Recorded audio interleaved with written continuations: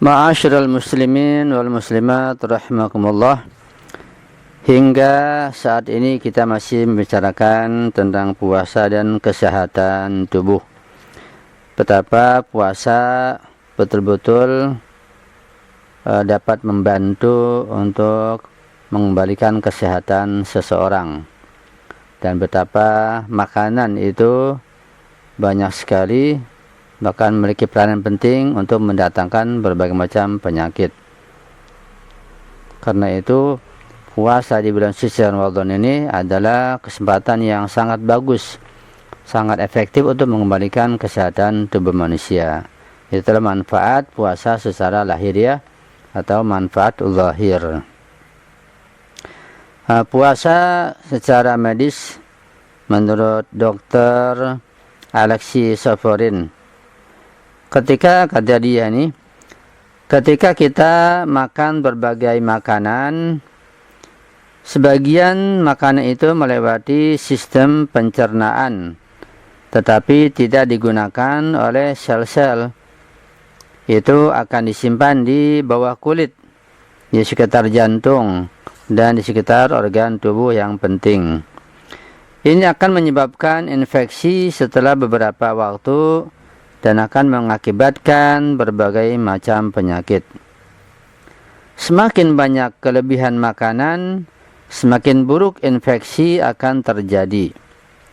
Penyakit yang memiliki nama yang berbeda-beda, namun semuanya berakar pada mikroba atau virus yang hidup di mana terdapat kelebihan makanan. Inilah efek buruk makan terlalu banyak, sehingga dia tidak akan tersalurkan ke seluruh tubuh, maka bahkan menjadi kelebihan yang tidak bisa dibakar lagi. Hanya akan menjadi makan mikroba dan membahayakan kesehatan tubuh. Beliau mengatakan selanjutnya, sebelum pengobatan apapun, kita harus menyingkirkan sampah-sampah ini. Ya, kelebihan makanan maksudnya.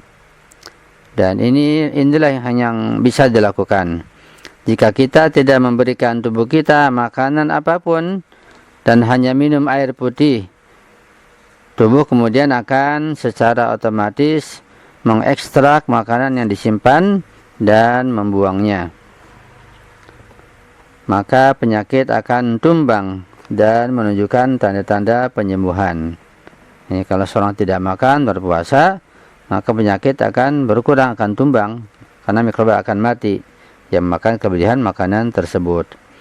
Metode ini secara alami akan membersihkan tubuh. Jika kita menggunakan metode lain dan mengambil obat-obatan juga akan memengaruhi sel-sel sehat dalam tubuh kita, dan tubuh kita akan bereaksi terhadap obat.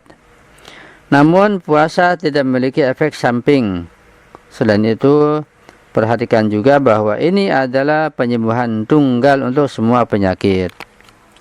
Ini poin terakhir sangat penting, bahwa puasa dapat dianggap sebagai penyembuhan tunggal untuk semua penyakit. Artinya penyakit apapun bisa diobati dengan jalan berpuasa. Berpuasa yang baik dan keimanan, keikhlasan hanya karena Allah Subhanahu wa ta'ala, maka efeknya kita menjadi sehat jasmani dan sehat ruhani. Sejauh ini kita telah membahas pandangan dokter tentang cara-cara untuk mengobati penyakit. Kita melihat bahwa berpantang dan berpuasa merupakan bagian penting dari perawatan ini. Bahkan itu yang terpenting. Oleh karena itu, Allah Subhanahu wa ta'ala yang menciptakan kita menjadikan puasa wajib, sehingga kita memperoleh manfaat rohani maupun jasmani dari puasa tersebut. Yaitu kata beliau. Dan pada kajian yang lalu-lalu juga kita sudah menyinggung dan menjelaskan tentang pandangan Imam Ali Zainal Abidin alaihissalam, di mana beliau sangat menekankan pentingnya mengendalikan berbagai organ kita dan mengarahkan mereka dengan cara yang baik ketika kita berpuasa. Jadi semua anggota tubuh ini yang bagian dalam itu akan lebih terarah ketika seseorang melaksanakan ibadah puasa dengan serius dan sungguh-sungguh.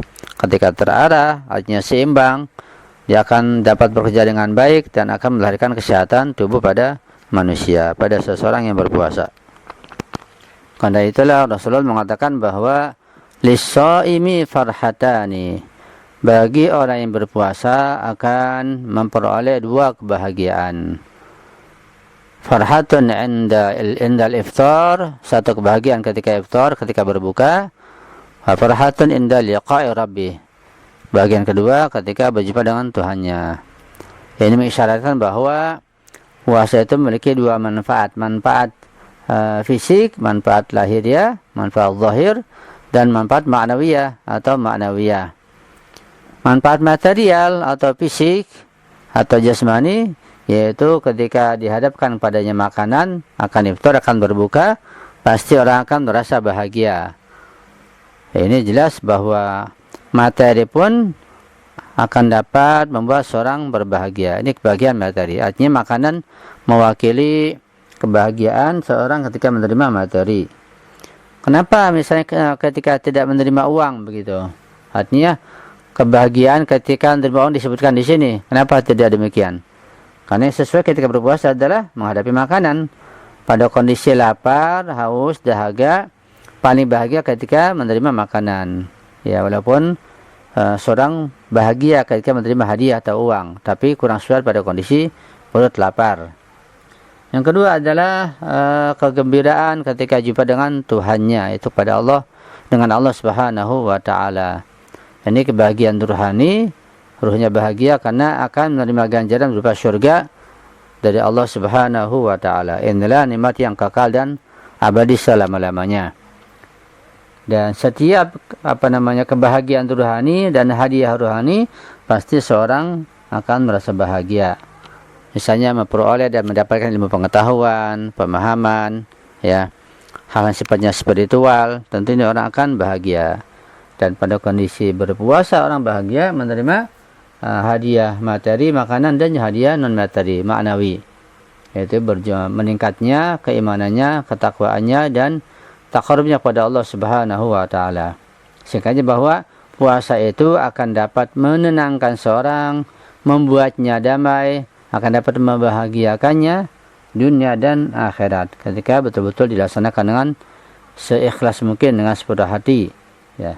Itulah manfaat puasa yang bisa saya sampaikan dari kitab ini. Mudah-mudahan apa yang sudah disampaikan bisa kita serap dengan baik dan benar, dan kita pun bisa mengamalkannya dan menyebarkannya kepada yang memerlukannya.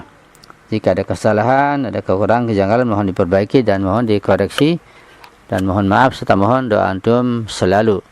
Dan akhiri sampai di sini pembahasan tentang hak-hak puasa. Pada beberapa pertemuan nanti kita akan lanjutkan tentang hak-hak haji berikutnya insyaallah. Ya. Sekian saja, mohon maaf saya akhiri. Wassalamualaikum warahmatullahi wabarakatuh.